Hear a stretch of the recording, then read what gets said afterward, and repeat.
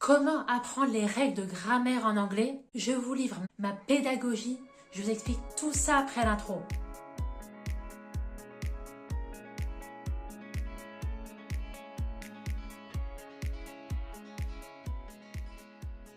Cette vidéo fait suite à la vidéo que j'ai réalisée dans laquelle je vous donne les 30 règles de grammaire anglaise à absolument connaître. Maintenant, je vais vous livrer ma stratégie d'apprentissage.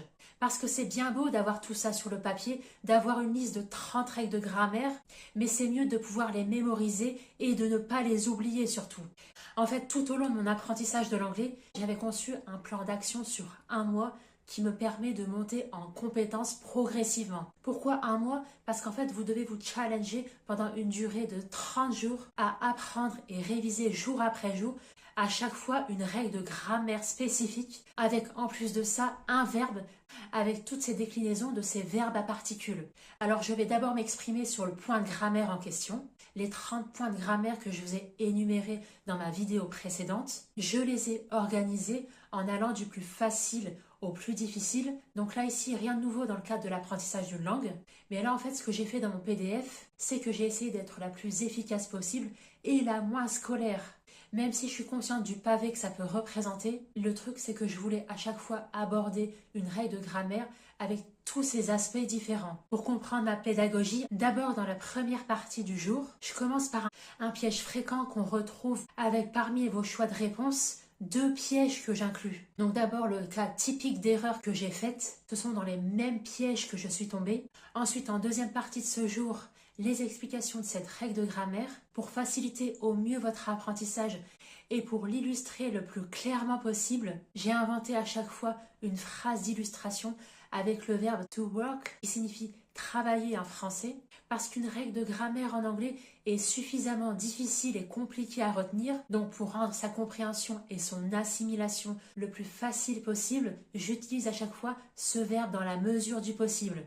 Ensuite, dans la troisième partie du jour, je vous donne 10 petits exercices d'application, donc typiques pour tester vos connaissances. Puis ensuite, dans la correction, pourquoi telle réponse est fausse. Ensuite, dans la quatrième partie du jour, je vous présente un verbe avec toutes ces déclinaisons des verbes à particules. Alors, ce que j'ai essayé de faire aussi dans la mesure du possible pour faire d'une pierre deux coups, c'est que l'ensemble de ces verbes à particules, j'ai repris en fait la règle de grammaire du jour. Quand je vous donne un verbe à particules, je vous donne une phrase d'illustration et dans celle-ci, il y a le point du jour en fait. Aussi, quand je le pouvais, j'ai indiqué mon moyen mnémotechnique pour retenir telle traduction de tel verbe à particules. Parce que le phrasal verb, en fonction de la préposition qui est à la fin, ça change tout le sens du verbe. Donc ces verbes à particules, contrairement aux points de grammaire, je ne les ai pas forcément classés dans un ordre particulier tout au long des 30 jours. En revanche, pour chaque jour, je les ai classés du plus courant au moins courant en anglais.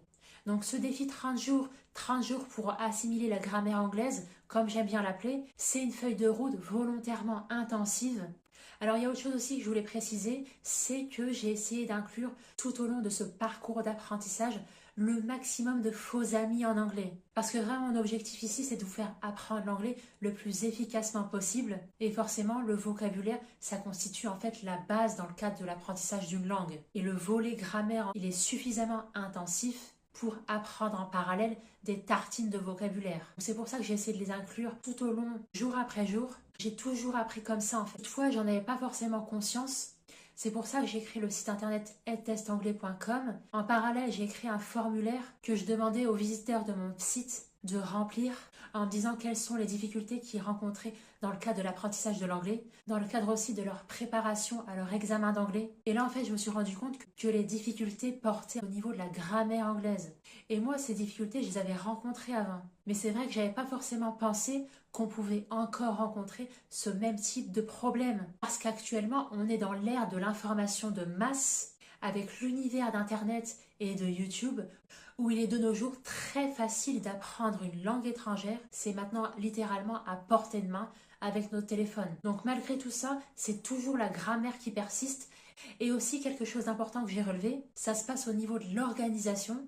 Parce que malgré le fait qu'on ait accès à toute l'information, un conseil organisation que je vous donne, c'est d'utiliser la technique Pomodoro pour pouvoir organiser votre apprentissage. En effet, je vous recommande surtout pas d'enchaîner les 4 parties chaque jour, mais plutôt de consacrer à chaque fois 20 minutes pour chacune d'entre elles, avec entre-temps une pause à chaque fois de 10 minutes. Si c'est possible pour vous, essayez d'étaler ces 20 minutes tout au long de votre journée. Ça va vous permettre de répartir équitablement vos révisions, d'aborder le même point de grammaire par jour et surtout de ne pas surcharger votre cerveau.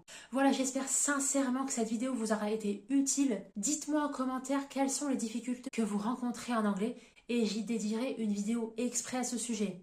Aussi, likez cette vidéo, ça me ferait très plaisir et ça encouragera mon travail pour vous permettre à continuer à vous livrer du contenu gratuit pour vous aider vous aussi à optimiser au mieux votre apprentissage de l'anglais. Voilà, je vous dis à très vite sur edtestanglais.com.